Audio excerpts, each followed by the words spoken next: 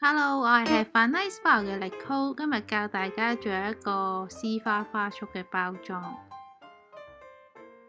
咁首先我喺淘寶呢買咗一紮絲花，咁預備3張60×45cm 嘅雪梨紙啦，同埋3張透明嘅霧面紙，係防水嗰種嘅。咁先將雪梨紙斜角對接。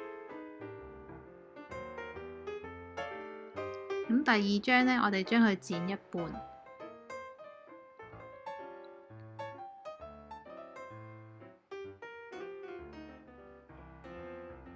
然後擺佢嘅右手邊。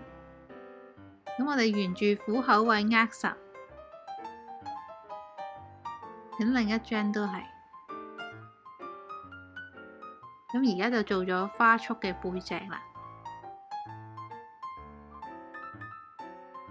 咁我哋將第3張嘅雪梨紙呢，再剪一半，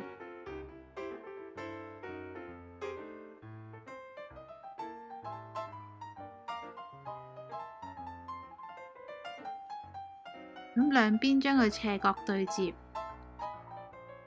咁就放喺佢嘅右手邊嘅，同埋左手邊。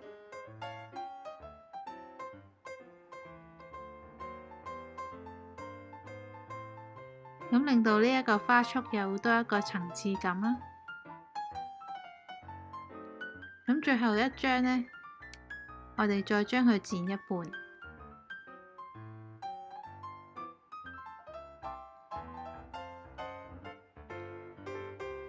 咁就接成一個扇形。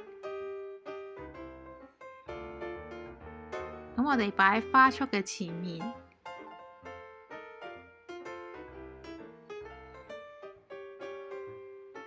咁另一張都係同樣嘅做法，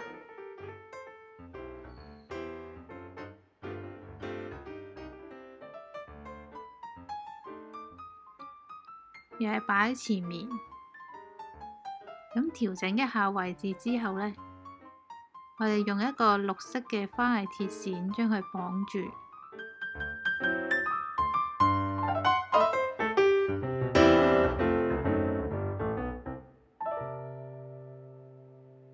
拉緊一啲，打一個死結。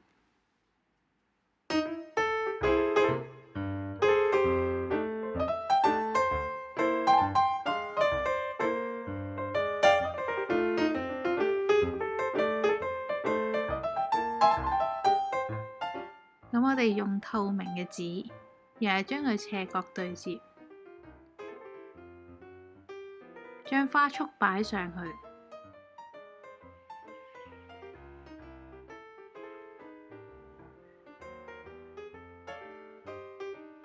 咁另一張都係同樣嘅做法啦。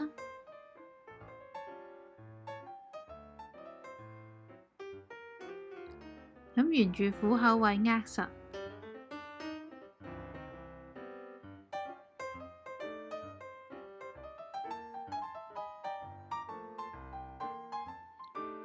咁第二張呢，我哋將佢攤開。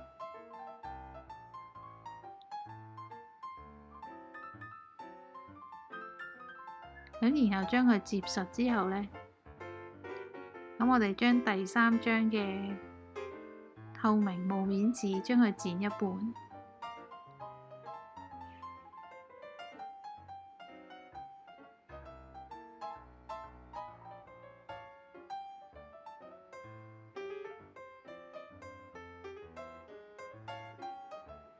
咁呢一個將佢斜角對接啦。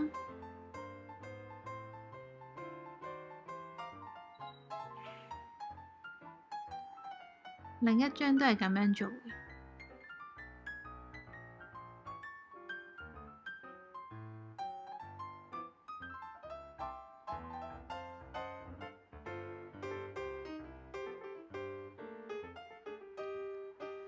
咁握實之後呢，就用綠色鐵線又將佢綁實。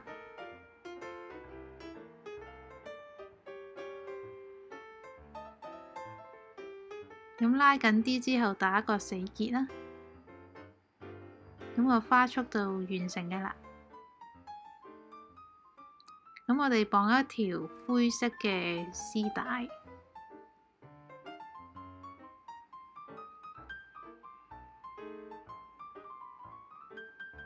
再綁多一條深紅色嘅絲帶，打一個蝴蝶結，咁用剪刀剪走絲帶尾部，咁呢個花束就完成啦。你都快啲嚟試下。